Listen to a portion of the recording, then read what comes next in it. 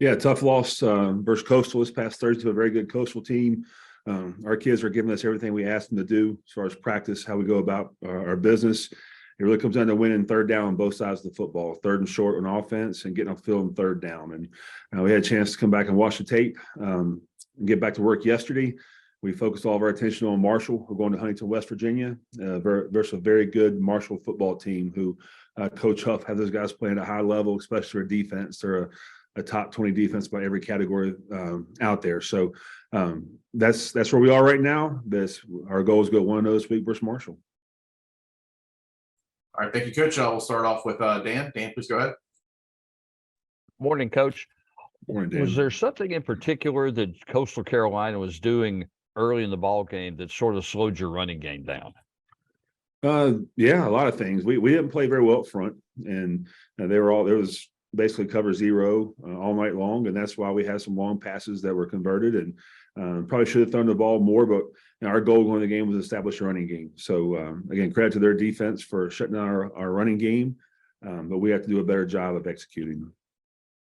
Your team hasn't been really in this kind of position for a lot of years. Are you concerned at all that guys might look at the conference standings and so forth and sort of look at it like, our goals might be a little different at this point? I don't think so. We had a team meeting yesterday, and there's always been a saying here, how are you going to finish and what do you want to be remembered for? And again, we could still have a successful season. The conference championship is out of touch right now, but I think we still have a great football season. So, and it doesn't get any easier going to Huntington. So I think our kids are in the right frame of mind, and it's going to be a great challenge for us on Saturday. Appreciate it, Coach. All right, thank you, Dan. We'll go to Alvaro Torres. Please go ahead. Hi, Coach Clark. I hope you're having a great day. Well, Marshall currently has the best total and scoring defense in the conference and has just shut down an offense with one of the best receivers in the nation. What stands out the most to you about them, and how are you preparing to face that defense? Well, just off the bat, they're eighth in the country in total defense. They're first in the country in third down defense. They're sixth in the country in first down defense, and they're statistically they're excellent football team. So everything scares you. Again, these kind of games, but it's a rivalry game. It's a game we look forward to, and I know our kids will be excited to play come Saturday. Thank you. We'll go to Justin Zimmer. Justin. Hey, Coach, talk about Marshall's offense. Right now it started off with Henry Columbia as the starter. They've kind of gone to Cam Fancher as the quarterback. So how do you and your staff prepare for the two quarterback system that Marshall's been operating with this season? Well, we'll prepare for both. I think both are different. One's more of a pocket passer. One can beat you with his feet. And again, I think they had two great running backs. I mean, some of the top running backs in the country. And then, I don't think the receivers get enough credit. I mean, their tight ends are big and physical, and they have a big offensive line. And you watch them play, and they're a hair off here or there to having a very good offense as far as scoring. But we'll prepare for both. But I know that Marshall will have a great plan for App State. Thank you. We'll go to Luke Creasy. Luke. Coach, I know it's a business trip and you got a game to play, but to be able to come back and coach in the area, how fun is it to come back and coach in the area where you grew up? That's exciting. There'll be a lot of people that I know at the game. I really haven't thought about that much, but anytime you grow up in the state of West Virginia, you have a lot of pride in the people there and great people in that state. So it'd be good to be back in West Virginia for a night or two and then head back to Boone. But I haven't really thought about it much. It's going to be a great football game. I'm glad they're in our conference. I think it's great for our conference. It's great for college football. All right, thank you, Luke. We got time for one more from Shawn. Coach, there's a lot of really good starting quarterbacks in this league, and many of them transfers. Could you speak to the overall quarterback play in the Sun Belt, and then how maybe the transfer portal has helped elevate that position in this conference? I think quarterback play in our league is at an all-time high. I think the transfer portal has made it easier to get that way. But It's a tough conference, and that's why we are the premier group of 5 conference in the country. And again, I'm very proud of our conference way of handle business this year. Yeah, Thursday night was obviously an outstanding win for our team and our program. It was an electric atmosphere there. Obviously, have the opportunity to be on television. Two championship programs going at each other, and a 4-quarter battle. Really pleased with our team in all 3 phases. I thought we did a nice job. We made it easy.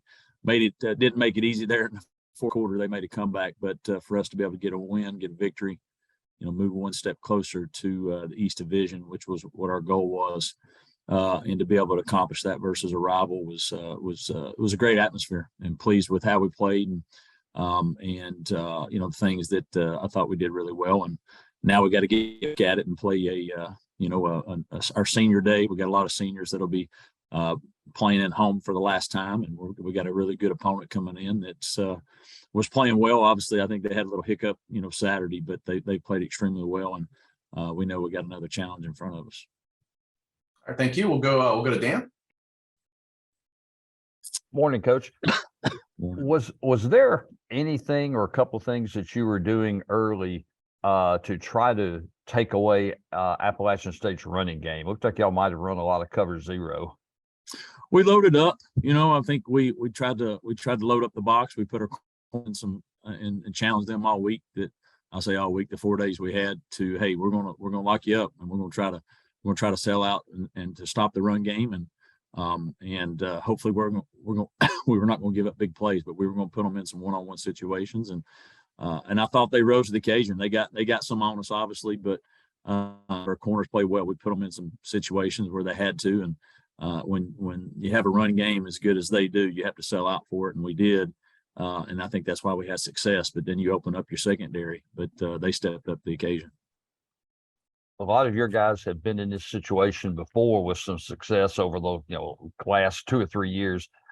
Is there any issue with sort of keeping them grounded and keeping the one game at a time atmosphere, or do you want them to sort of look ahead and see the goal that's well within reach? Well, we don't have as many that actually have been in this situation. They might have been on the team, but they've not where they had to contribute. This is going to be the first time that for the majority of this team that they're in a situation where they can clinch, the East Division. And so our team knows that. They know if we can go out and get a victory Saturday that we put ourselves in the Sun Belt Championship game, and that's a big deal.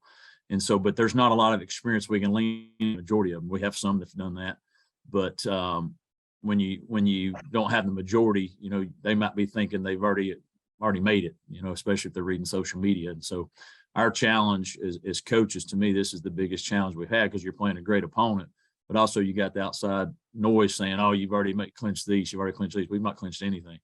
And there's still, for us, 2 games to go and 3 for everybody else. We know we're in control of what we want to accomplish. So we got to go handle that. And but this is our toughest challenge, in my opinion, from a coaching standpoint, is to get guys to buy in that, believe in that, when everybody else has told them, they've already made it.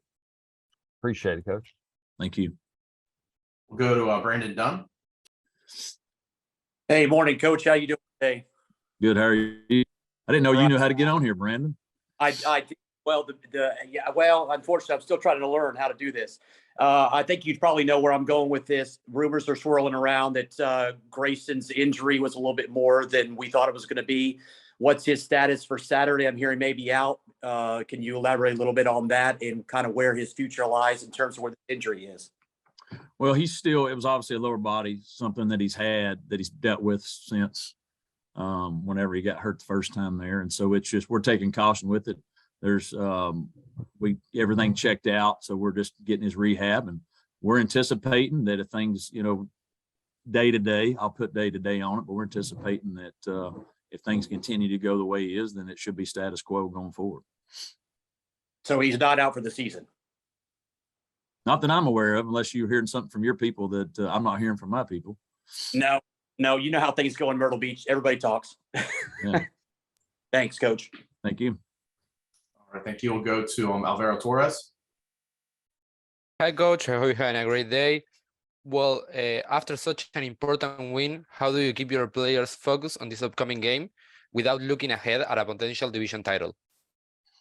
Well, I mean, it's one, you got a good quality opponent coming in. So that keeps you grounded because we know this league. I mean, the team that we're playing is the only team that's beat Tulane, who's in the top 25. So I think that tells you how good they are, the talent they have.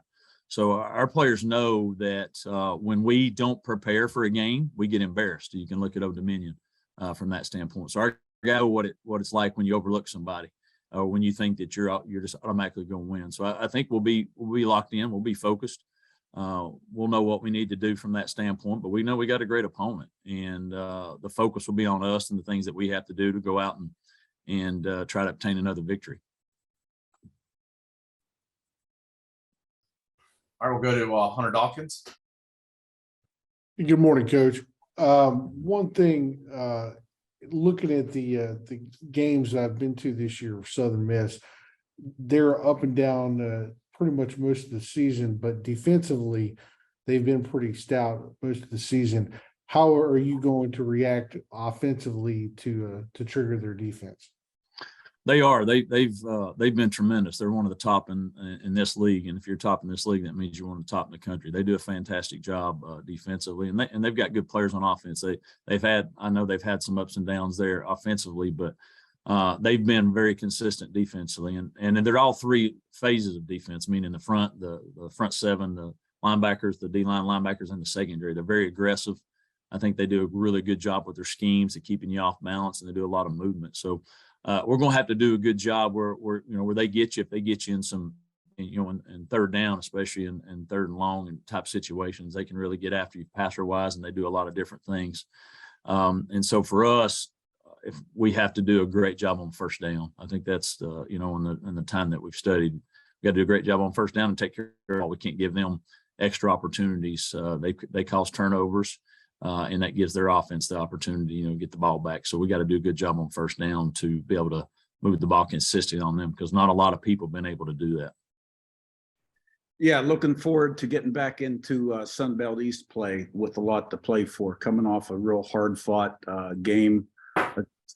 An excellent Louisville team that's playing extremely well right now. Our guys expended a lot of energy, played really hard. It's a very physical football game. We had ourselves in position there with a 3-point lead with a minute to go in the half. But from that point on, Louisville really took control. They outgained us 350-50. And, they blocked better, they tackled better, they broke tackles better, they separated on their route running better, they covered better, they just did everything better. So our guys are very disappointed in the locker room after the game, which, as a coach, when you're not successful, that you want them to be disappointed. When they take defeat easily, then you got issues and problems, and that's not the case here. So we're not used to losing 3 in a row, but we're excited. We're going to be very excited to play Old Dominion, who we have not played in a long time. I don't think James Madison's ever beaten Old Dominion. And, they're very well coached, talented football team, very disciplined. They don't beat themselves. They've beaten Coastal Carolina, and they beat a Power 5 opponent. So they're an excellent football team. We're excited about it, ready to go. All right, thank you, Coach. We'll start with Perry. Please go ahead. Good morning, Coach. I'm wondering, this has been dubbed the Royal Rivalry, and coming off yesterday, JMU women's soccer just dropping a heartbreaker to Old Dominion, but really seeing that rivalry perhaps start to evolve. How important is this game this weekend and really establishing that rivalry moving forward?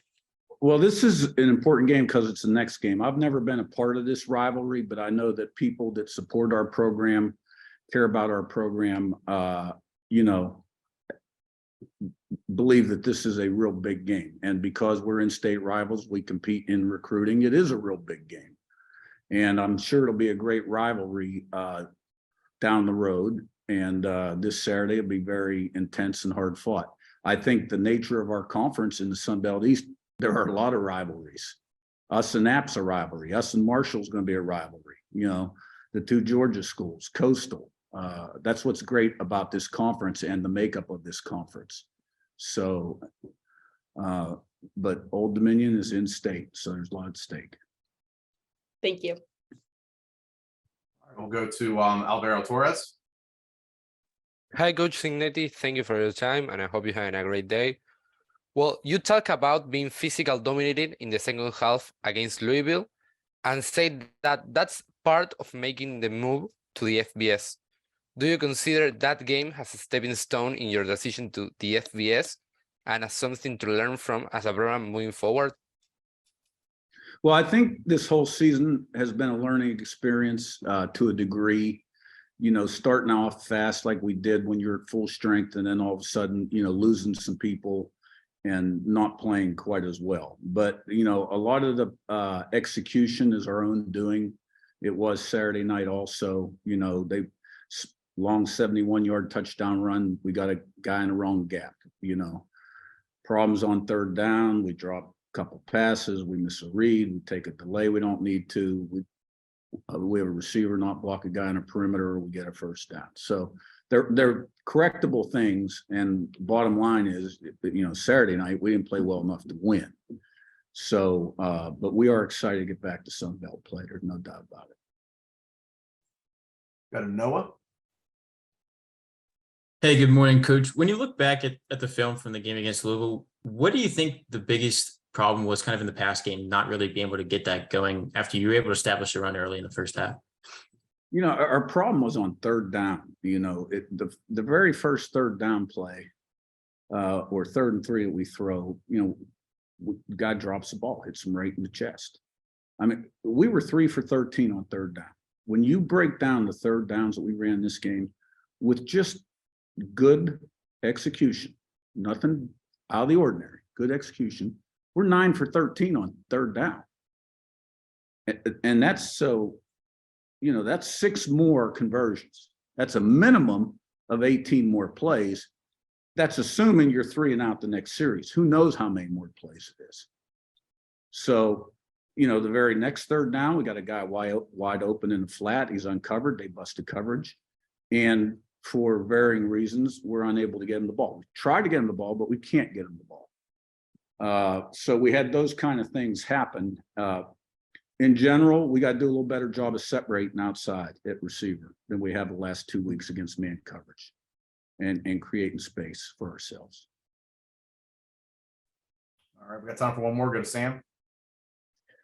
Hey, Coach, start off 5-0, get ranked 5-6 weeks into this FBS experience for JMU. Obviously now on a 3-game losing streak, but how do you keep the guys focused on the task at hand and the fact that you still have so much ahead of you with 3 divisional games to close out the season here? Well, you know, you guys shake it off in athletics, and, you know, we've got great character and leadership on this football team, a lot of pride and tradition, and we got a lot to play for. I mean, we're not eligible for the Sun Belt Championship, but we're in 2nd place in the league. And if we win the rest of our Sun Belt games, we theoretically would be the Sun Belt East champions had we been eligible. Right? Follow me there? So we have a lot to play for.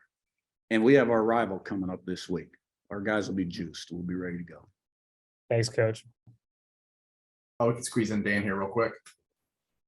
Morning, Coach. Sam pretty much asked my question. How do you keep your guys going? Because under normal circumstances, without the rule in place, you'd be right in there competing for not just conference, you know, the East title, but hosting the conference championship game. There's just so much pride here and pride in performance and you know, the standards, high standards. So our guys know what's out there. Are they disappointed? Yeah. Are we in uncharted territory here? Yeah. I mean, when's the last time we lost 3 in a row? Right. But, you know, they know what's coming down the road. They know what's at stake. And, you know, we'll see them today at 5 o'clock in the team meeting, and I expect them to be focused and excited. Yeah. Going back to Saturday, another heartbreaking loss, man. And, I'm telling you, when you look at those guys in the locker room after the game, you know, you're kind of at a loss of words, you know, because those are 3 straight weeks of really coming down to the final plays of the game on how the outcome was dictated. But, you know, like there's a lot of ownership that has been taken in our locker room. I think our culture has changed completely. When we had a situation back in 2020 where we missed a a kind of a game-winning field goal. We missed an extra point. There was a lot of division in the locker room, and there was a lot of discussions afterwards. And after a kind of a heartbreaking situation for our kicker, Seth Keller, who's been one of the more consistent guys in our program, who missed a kick wide right as time was expiring. It was really positive in the locker room. A lot of people took ownership. It starts with me. I got to get these guys in a better position to close these games out. But, I think the culture of our locker room, everyone's bought in terms of they got to improve their game, individually as well. And, these kids are showing up every single week and they're fighting with great effort. And it's been some pretty exciting games. They just are frustrated because we're trying to find a way to close the game out and finish it the right way and come out with a win. But, we still got a lot to play for. We got a great South Alabama team that we're going to face on the road this week. Our kids have already had great energy in our practice on Sunday. I think these guys are ready to get back to work and go take our shot at South Alabama. But, a lot of unfortunate talks that we've had and heartbreaking losses, but at the end of the day, these kids are going to keep showing up and keep fighting. And, that's the thing that I take the most pride in. So questions. All right, we'll start off with Dan. Dan, please go ahead. Morning, Coach. Morning. Your guys could so easily be 6-3 instead of 3-6, if not better.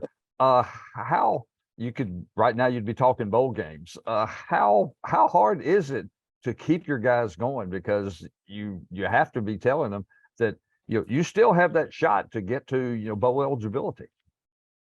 Yeah, no, and we know that we still got a lot to play for. It's something that we've been talking about for a long time, is that we got to keep swinging. And I was looking at Jordan Rebels, who is one of our better defensive players, our rush linebacker. At the end of the game, he was talking about, he's like, Coach Spav, we keep swinging this axe and we keep hitting this tree, but it's not budging right now. But I promise you, it's we're eventually going to knock it down. And that's the mindset that they have. And that's the kind of the culture that we kind of created. They've never really won very many games in this program's history, and that's something that they're trying to change. And that's what I appreciate about these kids, is that they're going to keep chopping wood. They're going to keep showing up. And I've been a part of programs before where teams would tank in these situations, but this team has great energy and a great optimism about them, and I think they're ready to go play again this weekend. What do you see from this South Alabama team? It looks like their offense has sort of been on a roller coaster the last 2 or 3 weeks. I think they play very well together. Obviously their defense and what Kane does, they're very sound in what they do, and they make it very difficult on offenses, and they give that offense many opportunities, but I think Major Applewhite has done a really good job. I think it's a unique scheme to go up against. They're going to establish the run game. They're going to take their shots when needed. I think they're an explosive team. I really do. I know you look at this league, there's a lot of great defenses that teams have got to go up against. And I think what they've done is they've kind of found a pretty good balance on how you manage the game and what style of play is going to occur during that game. So they change their style up if need be, or they got to be in attacking mode the entire time. Like if you look at how they were versus Georgia Southern and how they were versus ULM, that was very similar, but then you go to Troy and they slowed it down and they tried to, win by possession, so it's they're very smart coaches in what they do. They adapt to the way the game's being played. And I think they're playing at the highest level right now in our league.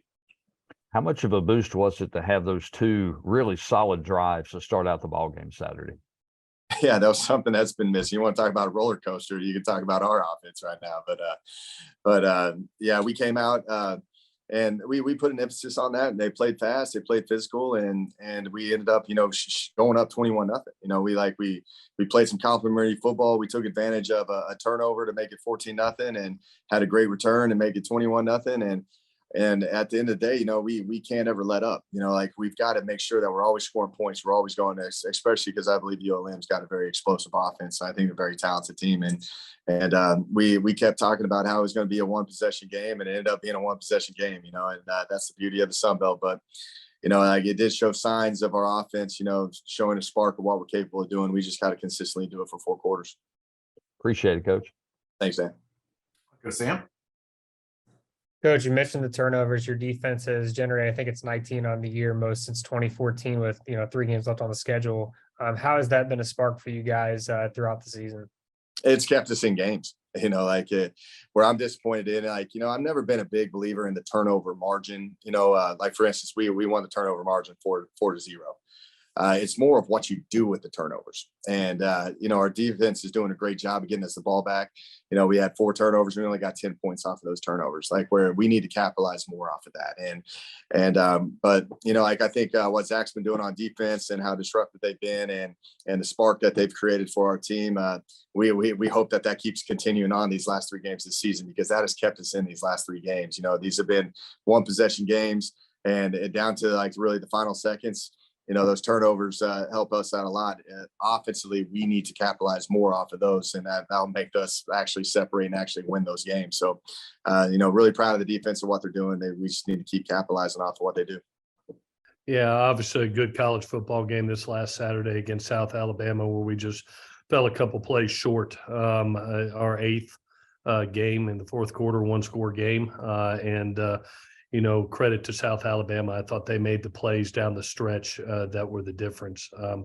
Obviously, keys to our game against them was the 3rd down efficiency, where we've been extremely good in 3rd down efficiency, top of our league, one of the top in the country. But South Alabama did a nice job, 4 of 12 on the day, and 2 of 5 on 3rd and short. And so that was really, I thought, the difference in the game. Gave them more opportunities, more plays, and they did an efficient job with the run game down the stretch. Our team is back up. They came right in the locker room that night, and you could tell how bad it had hurt them. We felt like, we were in a game that we could have won, and we let slip away. Now we've got that opportunity again Thursday night on national TV and against a good Lafayette team. So with that, I'll take any questions that you have. Thank you. We'll start off with Hunter Dawkins. Hunter. Coach, as you spoke about the close games that you've had, and in your history coaching, you've had a lot of close games, big time games too. How do you, is it with the kids, the age group? Is it with, going over preparation even more? What is it going to get you to get over these games and start pulling the W's versus what's going on now?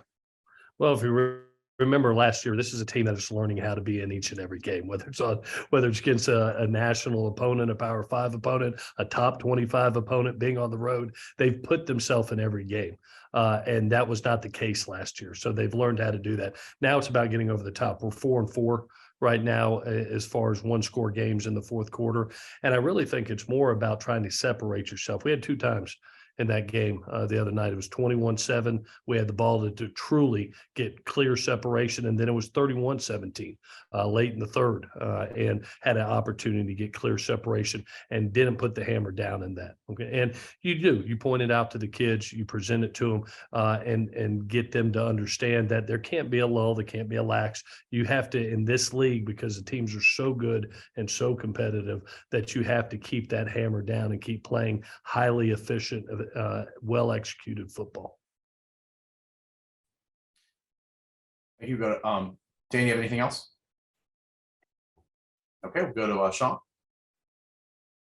Coach, there's a lot of really good starting quarterbacks in this league, many of them transfers. Could you speak first to the overall quarterback play in the Sun Belt, and then also how the transfer portal has really helped elevate that position in this conference?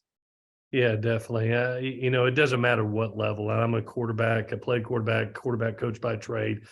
Every program, it starts with the quarterback, and I don't care what level you're at, whether it's NFL, college, high school, you have to have a guy that not only is the face of your program, leads your program, but is productive against some of the better defenses there are in the country or within this conference. And they have to be able to process information. They have to be able to have great timing getting the ball out, because the pass rushers in this league are really elite, and the schemes in this league that the coaches are using are elite. So they got to have great timing. They got to have great accuracy. They got to have great decision-making, and they have to produce. And you look at the quarterbacks across this league. I mean, it seems like every week you're playing a really efficient, good quarterback. And we're no different. We're so fortunate to have Kyle Van Treese, to be able to garner him, a kid that had led a team to a championship game at Buffalo, has put us in position to have some postseason opportunities if we do our job here down the stretch. And he's the one that has lifted us up.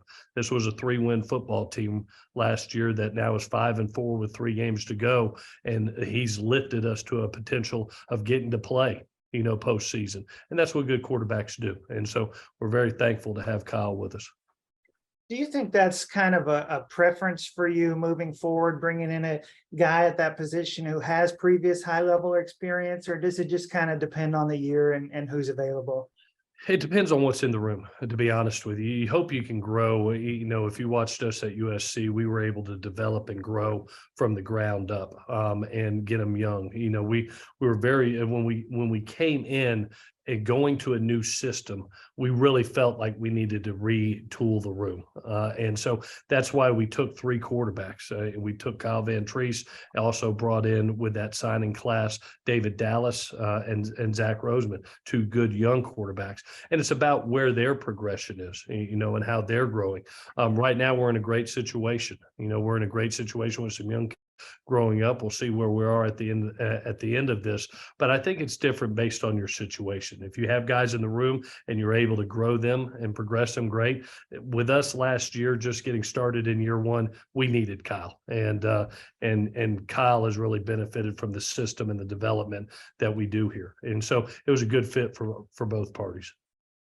Yes, I had really a good win for us, an unusual win.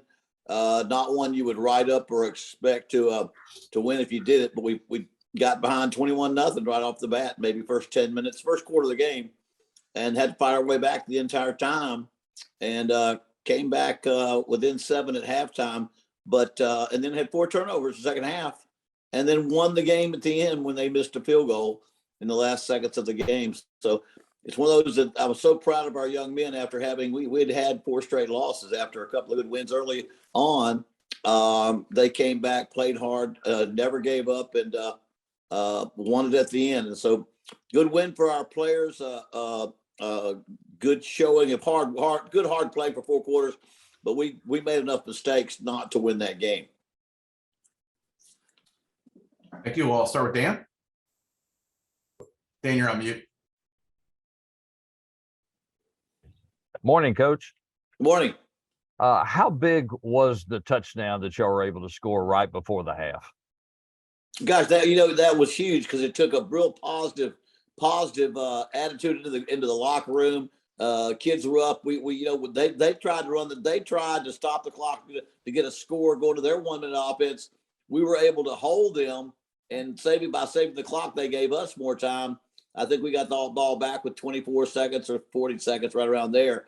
But that was huge. I mean, when you can score going into the dressing room and get the momentum on your side, it really helps you mentally get ready for the second half. And so it was big. It was a difference. It put us in a position to win the game. What did you do, or did you do anything different defensively in the second half when you pretty much kept their offense under control? Well, we were playing too far off. We had to come up there and meet the run at the line of scrimmage, and we did a better job of stopping the running game in the second half, of taking away those gainers they were getting, the counter plays off the edge. It's played a little more aggressively against their offense, and that was the biggest thing. You kind of after a half, you kind of get a feel for how they're running plays and what they're doing. And our guys made a good adjustment, but mainly we just hugged the line of scrimmage a little closer. Appreciate it, Coach. All righty. Got a Hunter Dawkins. Coach, good morning. Good morning. Now I know you don't like to think one game over the next, and I know that you try to tell the kids the same thing. But if you win out, you're bowl eligible, and I don't necessarily know if that's something that is focused in. Each one of these games is winnable, like that each Sunbelt game is. Is there any focus on that, or is it just like you said, one game at a time? Well, I mean, we're not a dominant football team. We're still building. We're fighting to get a win. It's hard to think beyond one game. Now, if it motivates a young man to practice harder or play harder, and the prospects of having more success down the road help him to practice harder, that's a key. That's fine with me. I don't really focus on games down the road because nothing means anything unless you win your first game. And at this point in our schedule, we have to win this game to make the next game have the same meaning. So again, I don't talk about 4 games down the road. I think everybody on our schedule, these kids know in their minds what would happen if you won this game, and then you would have the same approach next game. But we really are not. We just have to find a way to win each game and really stay focused. And I'm just glad right now that we still have the possibilities of that. But playing Georgia State, they look like, I mean, the way they've been playing every year I've been watching, they have a tough schedule. They start out behind the 8 ball. They win a bunch of ball games, go to a bowl. They know what they're doing. And we're playing a really, really good Georgia State team this week. And our players won't have any trouble seeing on the video how good this team is and the way they've been playing football. Thank you. We'll go to Shawn. Coach, a lot of really good quarterbacks in this league, including yours. Can you speak to the strength of the quarterback position within the Sun Belt? I mean, I would say this about anywhere I've ever coached. The teams that have good quarterbacks are the teams that are going to be successful. And good leagues have good quarterbacks. The Sun Belt just seems to be a good job. Some of them are transfers, some of them coming out of high school, but everybody seems to have a quarterback that has the ability to win the conference or get their team to the conference play. And I think we've got one that's in that league too. He made some mistakes Saturday that really cost us that he has to correct, just fumbled and threw an interception. But it does, it's kind of everywhere I've ever been in the different leagues I've coached and different places I've coached. You can almost pick out which teams are on top in a conference.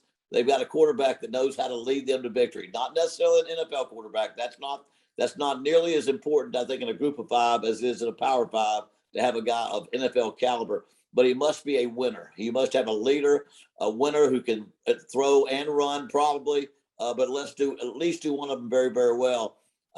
And without that, you really don't have a chance. And Chandler coming in had some junior college starting experience. How important do you think it is in this conference when a quarterback can come in that already has some previous starting experience to help a team? Well, I mean, you can't replace experience. It really helps a young man to grow and to get better. And Chandler Rogers had some junior college experience, but he's still getting better every game. He's learning what to do and what not to do. And so again, the more experience you have, you can't get that in practice. You can't talk about it. You got to go out there under fire and manage an offense and handle the game pressures. And he does that very well. Now, again, saying all that, and Chandler would be first to tell you, he threw a interception that was not necessary. He fumbled in the last series of the game to give them a chance to kick a field goal. And those are 2 things that he can't do. So we're really pleased with him. At the same time, I think he can turn on the video and see that he's got to not make those kind of mistakes himself. Appreciate you guys covering us. Tough ball game last week that we played. Really did not play very good the entire first half. Finished the game really strong, came on at the end. Did not manage coming off of a bye, though, playing really good football in the first half. We got to get that fixed quickly. Thought Louisiana Lafayette really attacked us and brought the physical battle to us and played better football than we did early in that game. So not going to apologize for getting a win. Always happy to win a game. We got a great test this week coming up in the Army. Veterans Day Friday, and playing Army the next day is a really unique, cool experience for our kids. And I think an opportunity for us to educate them on what people of service do for our country, and to honor those people and recognize their contributions, so to allow us our freedoms that we have is a really unique experience. So they're really good. They got, since 2016, they've got a 65% win percentage. They've played in bowl games 5 of the last 6 years. They've won 4 of those 5 bowl games. So Coach Munkin does a great job. We've got to play a lot better football if we want to win this week. So with that, open it up. Thank you. We'll start off with Hunter Dawkins. Hunter. Coach, I know that I thought that I asked you this question last week, and I don't want to jump ahead of things even though I know you guys is a game by game. If you win out, you get the Eastern Division guaranteed. What does that mean for y'all and for the program and moving forward in the conference? Yeah, I think it's the Western Division that we're on, but it's nice to be able to control our own destiny. We're in a unique situation. We don't have a conference game in week 10 here. We play Army. So right now my mind's not on the Western Division or the conference title. It's on Army. And we'll, kind of a unique, funky schedule where week 10, we're taking our eyes off of this conference race for a minute, going right back to trying to get another win against a really good football team. But we will refocus and recalibrate after this week towards conference play. This week, not a conference game. My mind's not really on the conference championship stuff. It's just not. I'm worried about Army. Thank you. We'll go over to Dan. Dan. Morning, Coach. Was there anything specific that your guys did defensively in the second half that sort of turned things around for you? Yeah, Dan, we tackled the football carrier a lot better. The second half, it looked like we were immune to tackling. Or the first half of it looked like we were immune to tackling. The second half, and really the first drive of the second half, it looked like we were immune to it too. Then after that, our guys, it's very interesting, Dan, watching I felt this on the field, and I didn't know if it was just my perception. And then I watched the video Saturday night on a bus ride home. And what did you think of that announcer guy? I thought he was great. The announcer, yeah, I thought he was exceptional. But on the tape, the fourth quarter, we looked defensively like we were playing at a different speed than the entire game. Like we looked like we were moving in quicksand the first 2.5 quarters. And so some of that I've assessed that we do something in the bye week that was not the right way to have our guys prepared. But the fourth quarter, we played faster. Our guys hit max speeds in the fourth quarter of that game, where the first couple quarters, we weren't hitting our max speeds on GPS stuff. So I don't know how to explain that fully. I'm trying to figure it out, but I did feel like we played faster, more physical, more confident. And I also think, Dan, too, we simplified what we did defensively later in the game. Like early in the game, we probably were calling some more exotic, different things. Later in the game, we just, at halftime, we just said, let's just go back to what our guys can play and play fast. Gunner went all the way for you. Was that by design, or was that just availability, or just because of what you were doing? Yeah, both guys were available. We constantly evaluate who's going to give us the best chance to win. He obviously threw the interception that was a overthrown ball, not a very good throw. I'm always assessing, do we need to make a change at every spot on our team during a game? But Gunner is a good leader, and thought he really played well late in the game and found a way to carry us. You mentioned playing the non-conference game this week. Do you like playing a non-conference game this late? And you talked about not thinking about the conference race. Can that be a benefit in any way for your guys to not have a week where they're not thinking about that? Yeah, I don't know. It may or may not be. I may prefer to be in conference play this late in the year, but I don't think anybody cares what my opinion is. They schedule games the way they schedule them, and nobody asks what I like or don't like. And this game was scheduled way before I got here. So you'd like to be zeroed in maybe on the conference race, but it's not, you play the hand you're dealt. We play Army this week. Get ready to play them. They're really good, man. Like I said, they've won 65% of their games since 2016. And they present a lot of challenges. One more quickly, how hard is it to prepare for what Army does offensively in this late in the year? It's extremely difficult. It really is. It's not like you're playing them game one where you got some of training camp to focus on. Well, we work different things than what maybe our offense gives us throughout the year at different times. So we do like some option periods, and we would do that even if we didn't play Army in spring practice and in training camp, just to stay fresh in case somebody comes out and does something option driven. But it is a really difficult task at hand for our kids and for our coaches to get zeroed in on the unique things they do offensively, because it's a unique challenge. Yeah, so got to bounce back quick here. 5-day turnaround. Certainly coming off of a tough loss, where you play really good for 3/4 of the game and then kind of lose some momentum there, and and you lose to a good football team that came back and found a way to win in the end. So there's no time to sulk and feel sorry for yourself. You got to move forward, and the reality of it is that we're fighting for a bowl game, and we're fighting for that opportunity for our seniors to get another game and for this team to get one more game together. The truth of it is that Georgia Southern is coming in really with the exact same feeling probably. Last week they had a very similar game. So, you got to flush it. You got to move forward, and you got to go find a way to get the next one. It's our last home game of the year. Certainly playing on national television is always something that's exciting, good for our conference, good for our program. Want to go out there and go play well. So, we need to prepare for that. And, you got a short week to do it. All right. Thank you, Coach. We'll start with Dan. Morning, Coach. Was Morning. Troy doing anything different defensively against you during, late in the ball game, or was it just a matter of maybe you weren't executing as well as you did earlier? Well, you got to give them some credit too. And Coach Sumrall just said it. I actually got on right when he was talking about it, but I think they tried to do it a lot with some of the other teams, what Southern Miss did a little bit against us, and they tried to move the front and do a lot of run game pressures and things like that early, and our players handled it really well. In the second half, they went back to more just base stuff, and we still put together a really good, 7.5-minute drive to start the third quarter.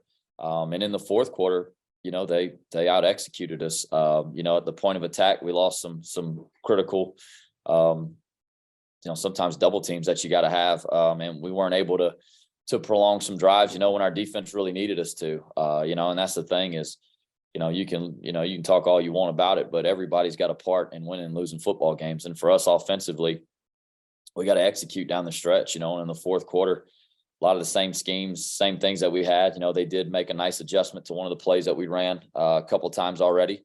Got an extra hat in the box, got us on that. But for the most part, they outperformed us there, whenever we had an opportunity to go and finish the game off.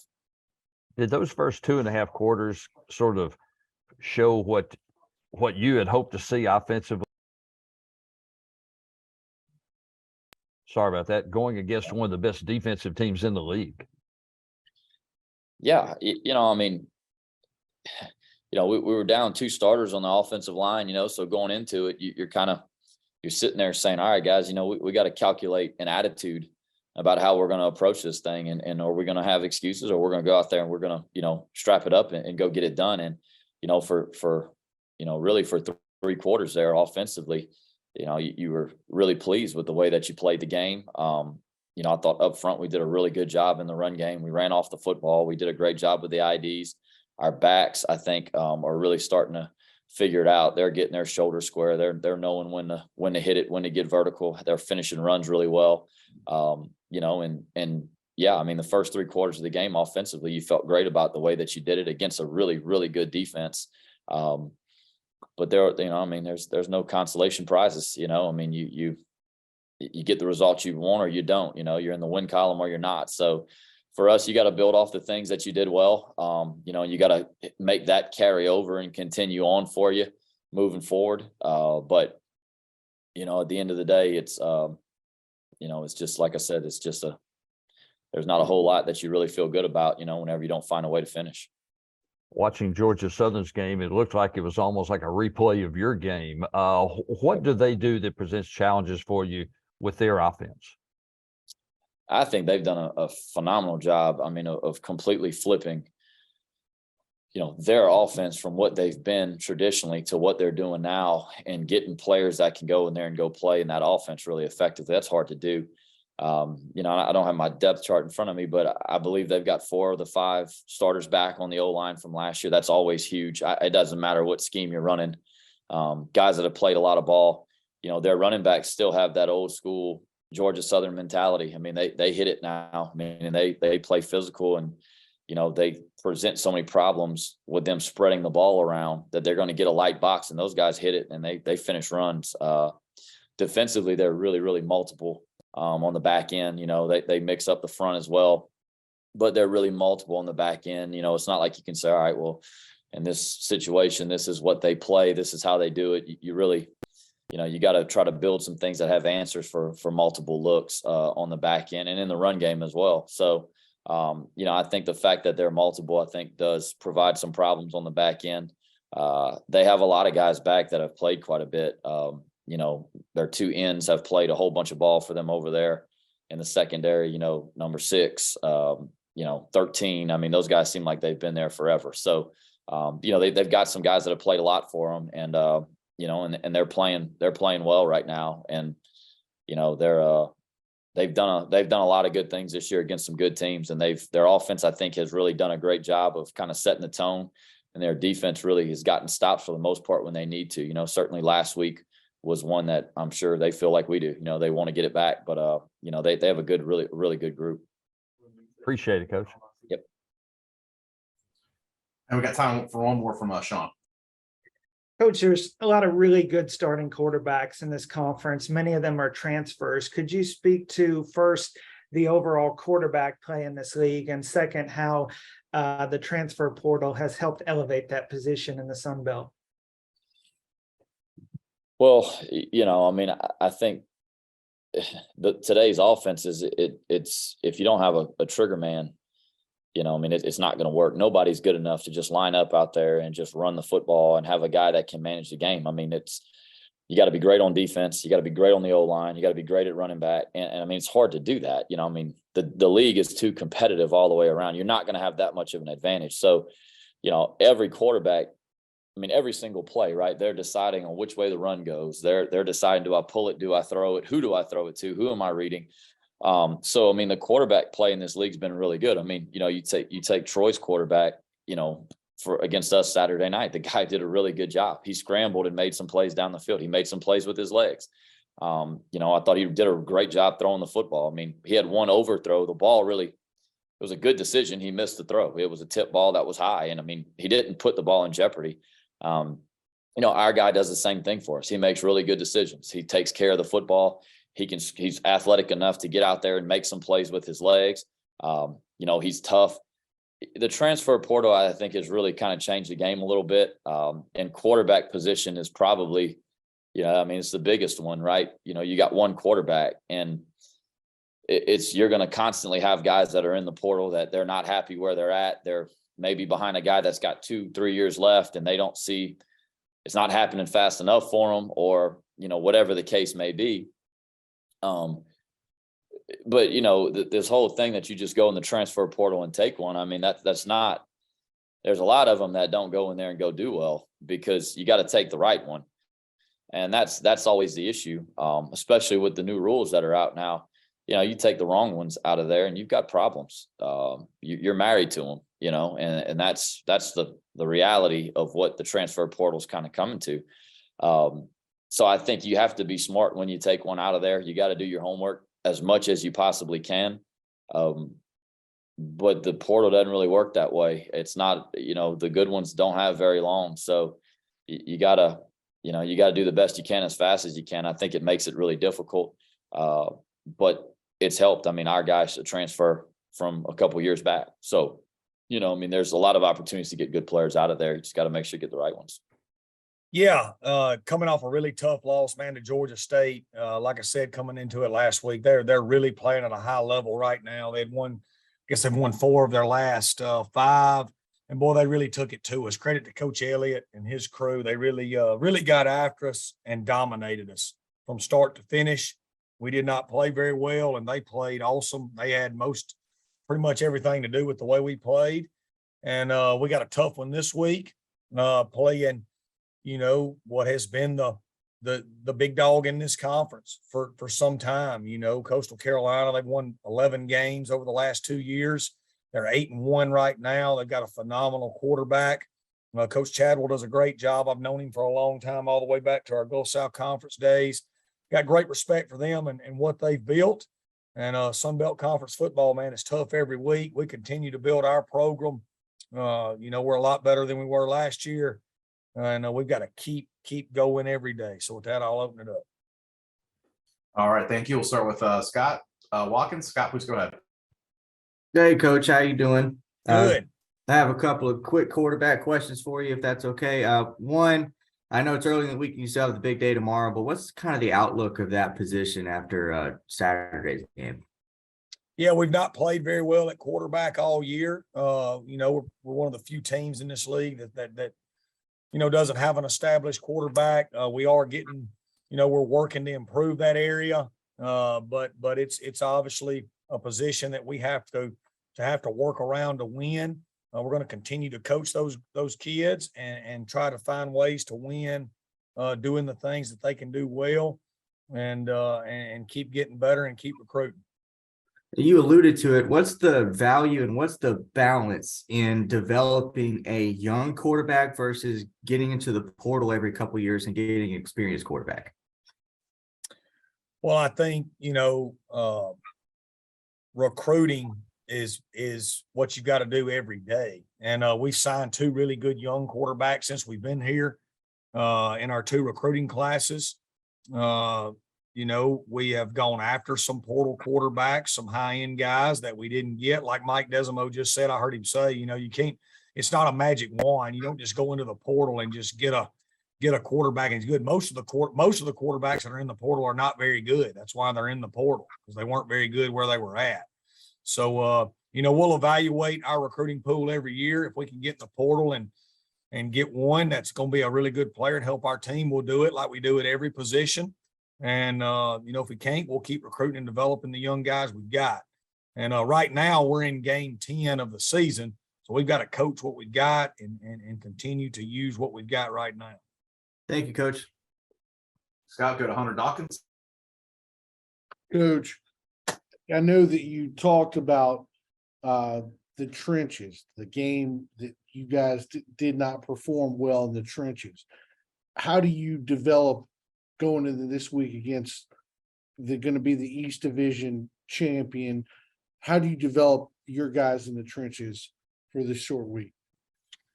Yeah, we got our butt beat last week by a really good football team that was playing really well and played a lot better than us that day. We're also a team that beat Tulane earlier in the year. I think they're 16th in the country and took Liberty to 4 overtimes. They're 19th in the country and have beaten some really good football teams in this league this year by playing really good football. So it was a really bad loss. Credit to Georgia State, but it was just one loss. And we just got to get back to being who we are and play a lot better this week. Go to Garrett Busby. Hey, Coach, the one loss that Coastal Carolina had, they allowed over 300 yards rushing. Is that something that you've looked at and think you can take advantage of heading into Saturday? I have looked at it. I've watched every snap they played this year, and hopefully we can do some things well, because they're a really good football team. They've been good for a long time. They're really well coached. Like I said, they've got a great quarterback. They've won a ton of games over the last few years. And, we're going to have to play really, really well to have a good outcome this weekend. I'll go to Heath Hinton. Hey, Coach, you talked about obviously being dominated, out physicality during the game this past week. Is there something you and the coaches can do with that, or is that a player deal where at this point of the season they have to man up and take that on the chin and get better? Is there something you and the coaches can do to help fix that? Yeah, I think Georgia State played really well. I think they came in with a great plan. I think they played extremely well early on and really took momentum in the game and tilted the game to where it could be played in a way that is really conducive to them winning. And that's a credit to them and their staff. I thought they took it to us. Like I said, it was not a good day to be a Golden Eagle, but it was just one day. We're a team that has played really physical and played really well versus some really good teams this year. And we've got to get back to doing that. We had a bad day. A lot of the reasons for that is because of Georgia State and what they did. And we've got to move forward and play a lot better this week. Sure. Good afternoon. It's Victory Monday around here at Georgia State, and that's a pretty good day for our football team. That means we played pretty well and got us a win last Saturday against what I thought was a really good Southern Miss team. For whatever reason, it was a day where all three phases of our team really put it all together. And we played well in all three phases. And it's just one of those days where things happen the way you envision them to happen. Credit our players, great mindset. Credit our coaches, they had a great plan. And the execution, I thought, was phenomenal. I thought the focus from play one to the very, very end of the game was right on point. And even down to the guys that got in there. I think there were 7 players that we put out there, and that was the first time they'd ever gotten reps on Saturday, which was great to see. But, like I said, I don't let a loss affect me all that much, and I don't let a win affect me all that much in our football team. So we got to move forward. Louisiana Monroe is coming in here to our last home game. It's going to be our senior day this weekend. I think a very talented football team. I think they've got have gotten much better from a year ago. Credit their coaching staff and everybody down there. They're playing hard. If you look at their contest going back to Texas, and then watching them play against Alabama and then playing the Army, and they present problems, and we've got to continue doing the things that we've done the last few weeks. And what I mean by doing the things we've done the last few weeks, we haven't let our emotions get the best of us, kind of like we did early in the season. We've stayed focused and very consistent in our thoughts, not let the highs get too high or the lows get too low. And it's done quite well for our football team. So we're looking forward to this week. We got a good week of preparation ahead of us, and we'll see how things go on Saturday. All right, thank you, Coach. We'll start off with Stan. Stan, please go ahead. Hey, Shawn. Hey, Stan. Happy Victory Monday. Thank you. Victory Monday is a good Monday. You've talked a lot about the depth of running backs, and how did Marcus Carroll, how did he back you up this week with that kind of performance when you were suddenly thin there at that position? That's a great thing about our running back room. I don't know if we're thin at the running back room. I mean, Marcus Carroll steps in there for Jam and Tuck. They got banged up, and even behind Marcus, we've got another back in there. You saw really our third or fourth or fifth team back going there at the end of the game and doing a great job rushing the football in Twan Lane.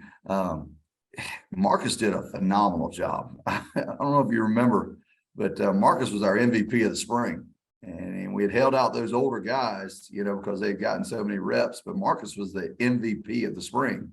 And then the backup, which was a true freshman, he was the newcomer of the spring. So our running back room is fantastic. But Marcus did a great job. It was a great day for him to showcase his talents. He's a strong physical runner.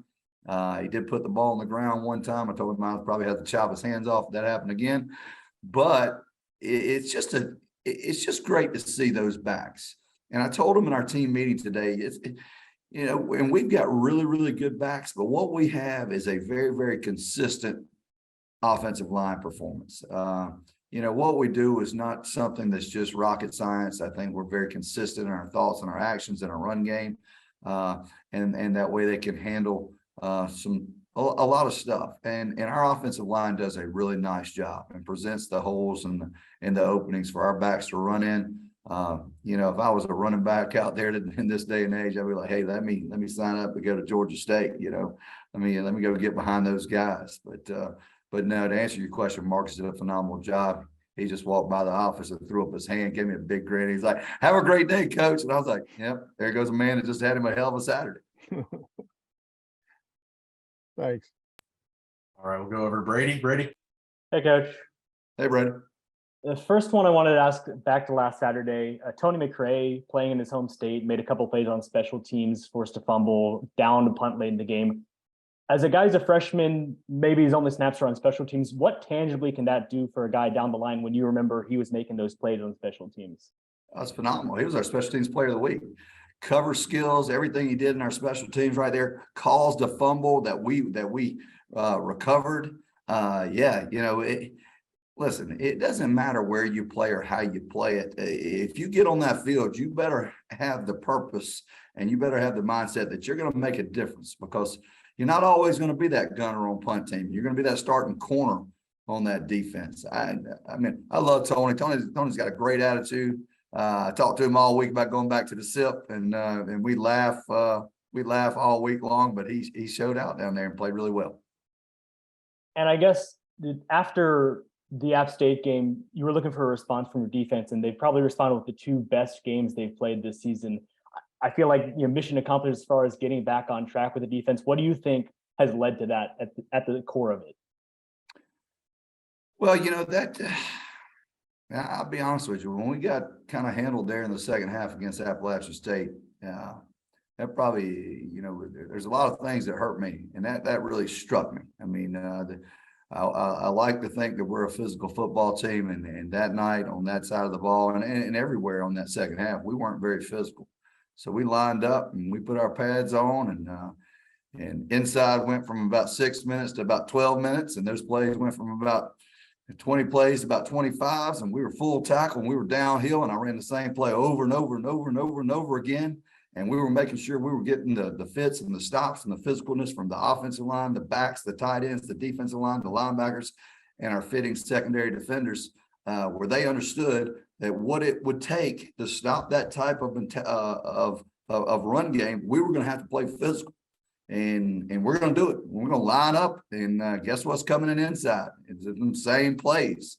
And we're going to be full pads. And we're not full pads, but we're going to be full tackling. We're going to be chopping them. We're going to be cutting them. And it just changed our mentality, because we weren't letting it slide a little bit. I think sometimes as you get late in the year, it slides a little bit. You think you don't have to do as much physicalness in practice, but we went right back to doing what the game of football is all about: blocking and tackling and playing physical. And when you're playing ULM, they came back from a 21-0 deficit in their last game against Texas State. Is that helpful as you're going into this game to point to, like, literally last week they came back on a big deficit, so you can't let up 60 minutes? Listen, we're sitting here at 4-5. You think we're letting up? I don't think the message is really as much about ULM as what we have to go out and achieve to make this thing a pretty good season. I mean, we know where we're sitting. We're not happy where we're sitting. We played better as of late, but we got a lot better football ahead of us, and I think our football team understands that and what it takes to go and get it. We've got to have a masterful week of practice to go and have a good chance against what I think is a good ULM team. Sure. Well, very productive bye week. A lot of things to accomplish. I think first and foremost, 9 straight weeks. So to try to get some semblance of our health back, I think we've been able to do that.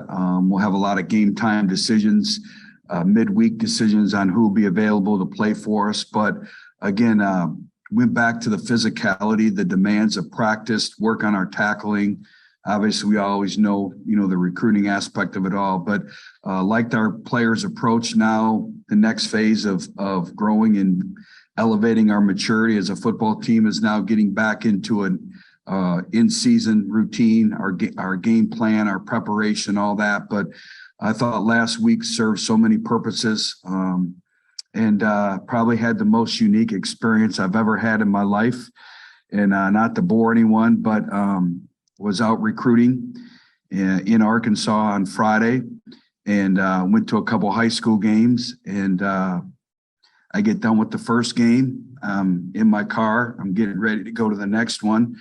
I'm not like Coach Huff. I don't have a driver, so I was driving myself. And if you can picture a 1-lane like side road to get onto the interstate, and it's bounded by 2 cement barriers. And the next thing I know, I have a car that's trying to run me off the road and smashing me.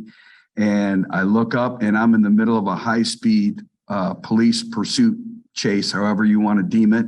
And so about $15,000 worth of damage, tried running me off the road, escaped the police, and they caught him down the road. So that was my bizarre story of the bye week. So I'll answer any questions y'all may have.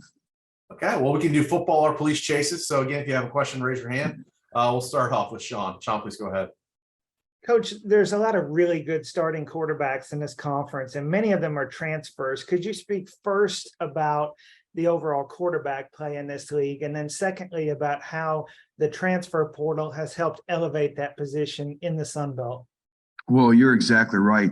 There's a lot of great quarterbacks in our league. I think it's a quarterback-driven league. All you have to do is look at the teams that are winning it at high levels, and I think it all starts with the consistency and performance from the quarterback position. And I think our programs have done a good job in this league of being able to elevate their programs in that particular position group by help in aiding of the transfer portal. I do think the new portal rules are going to kind of change some things where you're responsible for the duration of their eligibility with the scholarship. So I think, the preparation, the character, the competitive character, all that goes into it, I think is going to be instrumental. But, it's an opportunity to come in, and I keep telling everyone, and I know every coach talks about it every week, this conference is as good as any conference in America. And we got great coaches, great players, and you just look at the quarterbacks that are in our league. And so, continue to grow and elevate your program. I think everyone's going to continue to look for the portal. And I think that's what it's about is, can this individual play winning football? How can he elevate your program and moving forward? With you guys, with a guy like James, who really was very accomplished before coming to Arkansas State, how does somebody like that, particularly in that QB position, help your program? Well, he's really helped us immensely this year. I think last year, if you asked him, he'd tell you the same thing. It was kind of a growth and maturation process.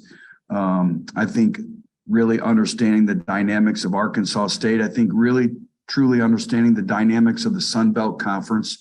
And he was set back because he was injured. So he missed most of the year, where I think when he was injured, he was able to self-reflect. He was able to get more around his teammates and create kind of a leadership platform for himself, so to speak. And then this year, he's been remarkable from a leadership standpoint, from accountability standpoint. He's more vocal. He leads all the workouts. We do game captains, and he's been a game captain every single week. So just his growth and development from a leadership, from a quarterback standpoint. I mean, I joke, but I don't think there's anyone in America that has gone through more offensive systems in their career than James Blackman. And this was the first year that he had the same offensive coordinator in his career. So you look at the mental aspect of it and the growth and development. Every year it's been something different for him. So this year, having the luxury of continuity, I think, has really helped him. Yeah, obviously a tough week. Did not play the way we wanted to on offense. Defensively, I thought we played very well in between, especially once the 25-yard line. I mean, not allowing a touchdown and some sudden change things were pretty impressive by our defense. Offensively, we didn't execute, and we didn't play with enough tenacity in order to allow us to get a win. So got to come back, got to play better this week, and we will. Coach, we'll start with Noah. Noah, please go ahead. Hey, Coach. Good afternoon. What are you looking forward to the most? This weekend playing JMU and kind of starting this rivalry that the two athletic departments are kind of kicking off this year. Yeah, I know this game is very important to a lot of our fans, and obviously it's important to us too because it's our next game. I mean, this game is important to us because we've got to get the taste out of our mouth of the last week, and we got to go out there and play. We get to go against an incredibly well-coached team that has a lot of players that we've recruited as well, and a lot of players on our team are recruited by their side. So I think that always adds something special. But for us, and I know for them too, hey, you just want to go out there and you want to play again and get out there back on that field. And just to be honest with you, we probably both wish the game was today. You know what I mean? So that's just the reality of it. Thank you. All right, thank you. We'll jump over to Shawn. Shawn, please go ahead.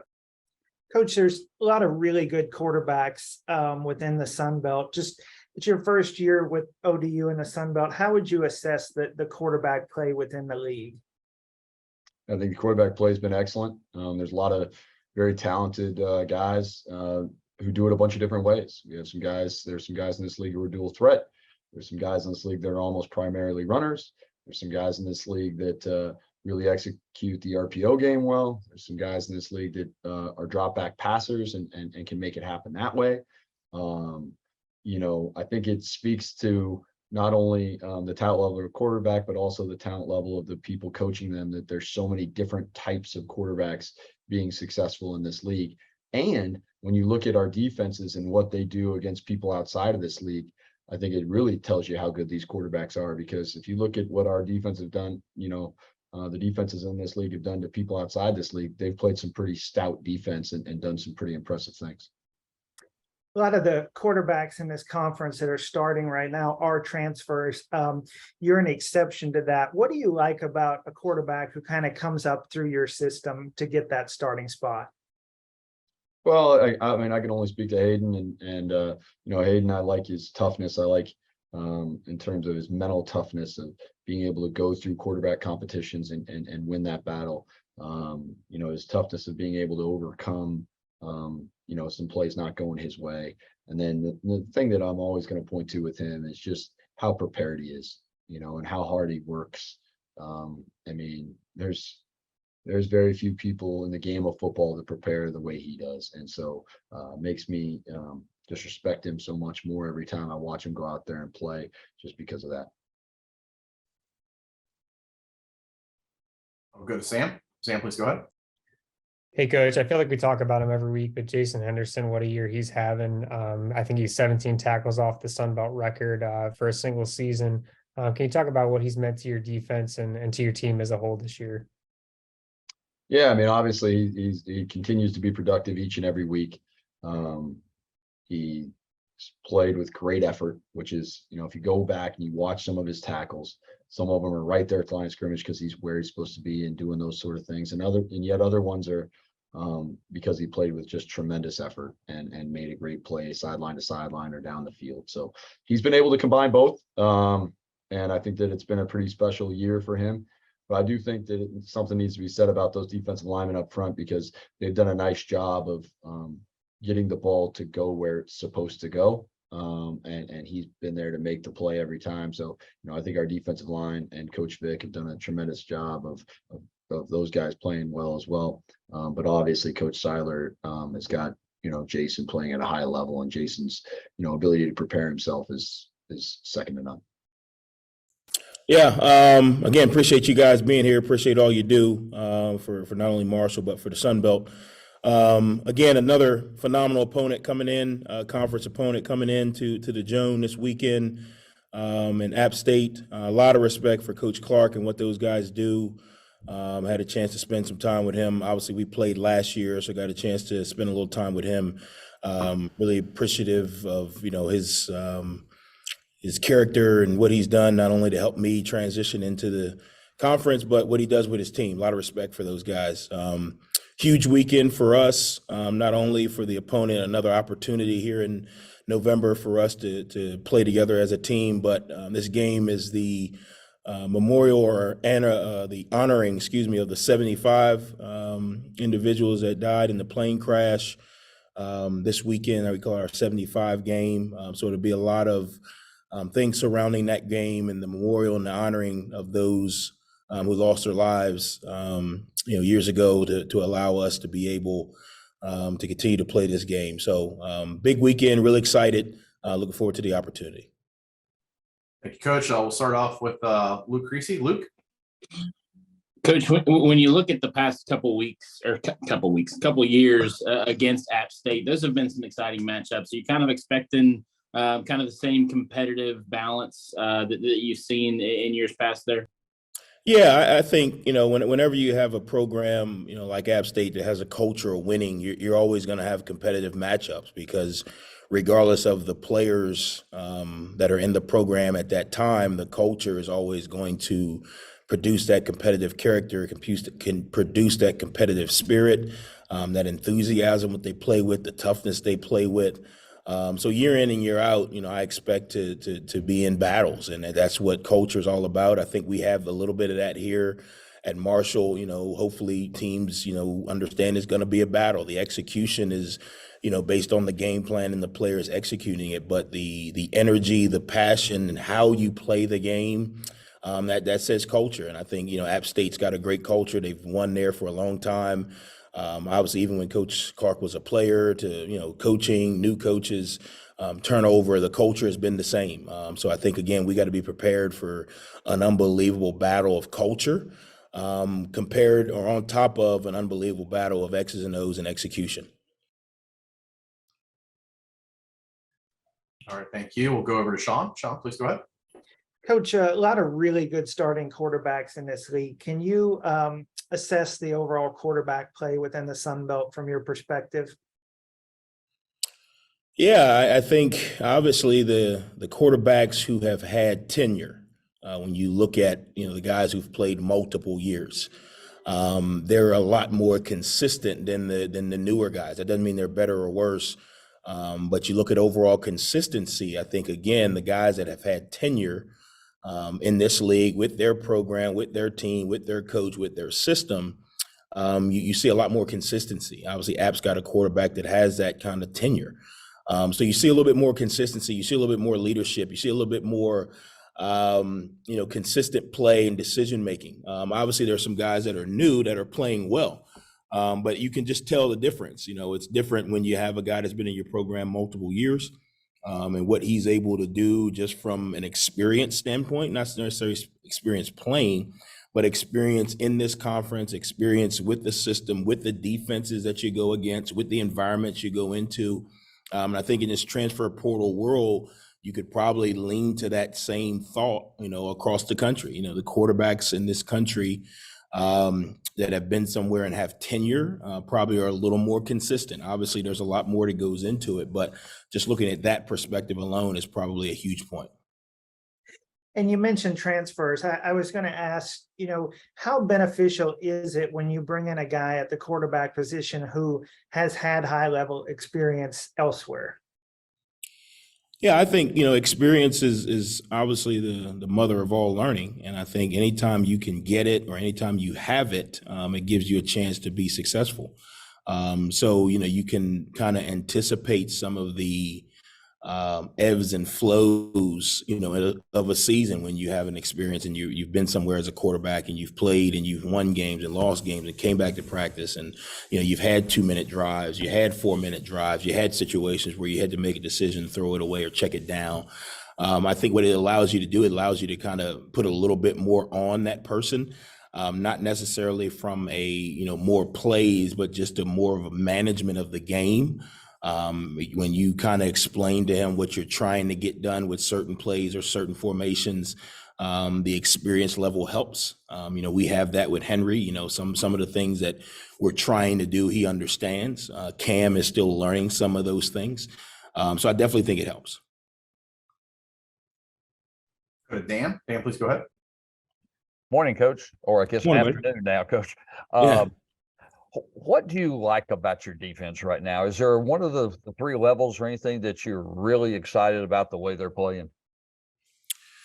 As a coach, I mean, to me, it's the overall consistency. We've been able kind of, for a few weeks in a row, pretty much to play really consistently. Obviously there's some plays we'd love to have back or there's some mistakes that we've made.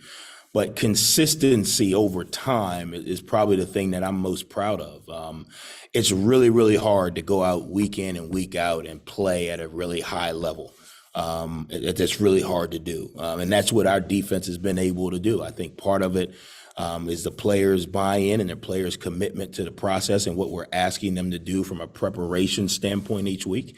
I think the coaches have a huge part of it in us getting all the players to buy into the schemes and what we're trying to get done. And then again, I think, the ability to be able to rotate guys on defense. We've got some guys that we can rotate and we got some guys who we can, split reps with. It's helping us because, when a guy's got to take, 60, 70 reps a game or 50 reps a game and you get to this point in the season, it's natural that you're going to have your bumps, your bruises, and, guys are a little bit slower. But we've been able to rotate multiple guys throughout the season at all three levels. So it's helped us stay fresh. It's helped us kind of minimize the amount or the workload on certain guys or certain positions. And I think that's helped, some of our consistency. I was going to ask you about that. I know last year at the bowl game, you were talking about you had a lot of defensive guys that were really worn down at that point. Is that the biggest difference, in that you've got a little more depth at all three of those spots? Yeah, I mean, I fixed my problem. I looked over there at the defense at the bowl game, and we just didn't have enough bodies. You can't really predict injury, but you can always improve your depth. And we just went out, and between high school and the transfer portal and development, we went out and recruited and developed better defensive players. There were some guys that we had in some positions that wasn't their position. We moved some of those guys. Some guys moved on. We brought in, a heavy number of defensive additions because, to me, in this league, you got to be able to play really good defense to win. And I think you look at the teams that are winning consistently, they're playing really good defense, and look at all of our games. I mean, every game we've been in, a 1 or 2 possession game is because of our defense. So to me, there are things you can do on offense to kind of negate some areas where you may not have as much talent or you may not have as much depth. But on defense, if you want to win at a high level consistently, you got to have the depth, you got to have the flexibility, because those guys are going to have to go out and play at a high level. On offense, for us, like on Saturday, we were able to kind of go out and make some decisions once we got down in the red zone. We're going to take a field goal here. So we're going to, run it, sit on it a little bit. Our defense is playing well. Well, you can't decide that you're going to stop the run, but not the pass on defense. You can't decide that you're going to defend the pass, but not stop the run on defense. So there's some things you can do on offense to negate some areas that you may not have depth or experience or the explosive player that you thought you were going to have. On defense, you really don't have that option. So we went out with a mindset of, let's build a high caliber championship defense. And then from there, hopefully we can kind of be able to capitalize on some of those things. And early in the year, we were able to do that on offense. Obviously, everyone knows our situation is a little different, but if you have 1 or 2 more guys on offense, you don't have to score 40, to win a championship, but you got to score more than they do. So you got to be able to hold them to less than whatever you can score. And right now we've done a good job of that. We've just got to be able to flip it on the other side and kind of help our defense out on the scoreboard. Yeah. I was very pleased in the responsiveness of our team in the second half against Georgia Southern. Obviously a very physical game that we felt like, we were able to continue our physicality and finish well, particularly in running the ball. Obviously, our offensive line and tight ends, along with our running backs, and particularly LaDamian Webb, had a tremendous day. We talk about Murphy's Law in our program, that anything that can go wrong will go wrong, and certainly this past week put that mindset to the test that we have to have. We want to be a responsive team as opposed to a reactionary team to Murphy, to adversity. That started on Sunday night. We had 31 players were out with flu-like symptoms for multiple days. 17 of our 22 starters, including a guy like LaDamian Webb. We had Yam Banks, who just broke a record for interceptions in our program, that flew in the day of the game and made it with the team on the bus about an hour and a half before we had to drive to Statesboro. So, you look at all those things, and certainly in the first half there were a lot of issues and things that we got to get cleaned up. But just the responsiveness of our team and the passion that we played with, I think we're really starting to see our process solidified, and that's encouraging as we approach the end of the season here. I think, Coach, I will start off with Hunter Dawkins. Hunter, please go ahead. Coach, congratulations on the win last week. Thank you. This is one of the things that I've been meaning to ask you, and I kind of waited through the season to see where y'all are at. You're winning a lot more close games than you have been last year or up to the last few years. how is this going to get you guys over the take for the conference, for your division, anything else? What way do you look at the big picture? I know you're not supposed to be looking at the big picture right now because I know you take a game at a time, but for you yourself. Well, I think for me, myself, the fact that I am process oriented in our program and the way we go about things is the reason why we're in the position we're in. And so I'll be honest with you, those are things that we really don't talk about in our program. And there's a reason why we do it. I know it's not flashy. I know it's not what, the fans and those things want to hear, but obviously everybody is aware of conference standings. Everybody's aware of postseason opportunities. We can dream a little bit about those things when we put our head on a pillow at night. And so certainly there's an awareness, but in the building, there's certainly a process that we are so relentless in. And I think that's what we've seen is that we are building momentum for that process. The outcomes, right, are happening because we're so relentless in our process. But you look at the conference standings and anything obviously can happen here at the end, and we have opportunities. But we also, we earned a loss against Troy, and that team is in the lead on our side of the league, and they've absolutely earned that. We can focus on our process, and we can focus on the things that we do. And if anything that the Sun Belt has shown this year is truly anybody can beat anybody on any given Saturday. So if you are starting to look ahead on the next opportunity or what else is out there, I think that's a recipe for disaster. And so for this program, we will be tireless and fighting complacency and some of those things that I think keep you off of being relentless in your detailed process. We'll go to Dan. Thanks, Coach. You talked about your offense being able to do what it did in those last quarter and a half and having those three really nice drives. But could you talk about your defense, because they kept getting you the ball back? Yeah, what I am proud of our defense is you look at what Clay Helton and Brian Ellis and that staff have done at Georgia Southern, and everybody talked about in the offseason, right, that this team, it's going to be a building process and making that transition from a triple option. That is a damn good offense, and they have done a tremendous job of utilizing their personnel. They don't have all the pieces of the puzzle yet, but they're doing a great job of utilizing what they do have.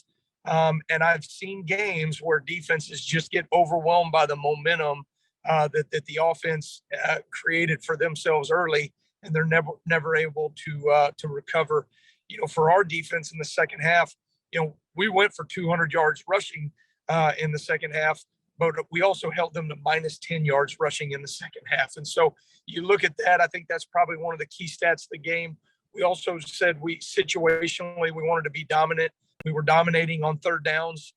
We were dominant, in red zone situations at the end, and then had a blocked field goal on our defense, our defense came up with a blocked field goal right before half there. So a lot of good things to point towards, and really encouraged by the responsiveness in the face of adversity. I've got to ask, where are you headed every week when you're traveling here when you do this? Well, unfortunately, I'd like to have a nice Jaguar backdrop behind me and all those things, but I rush off the field from a jog through to get downtown to my radio show. And then as soon as I'm done with my last segment of the radio show, I jump in this car and do this segment with you guys. And then I have media in about 8 minutes back on campus. So I apologize for that, but it does seem to make for a pretty busy Monday morning for me. You be careful on the road then. Well, I am saying I don't have my hands on a wheel, so I'm fortunate enough to have somebody else take care of that.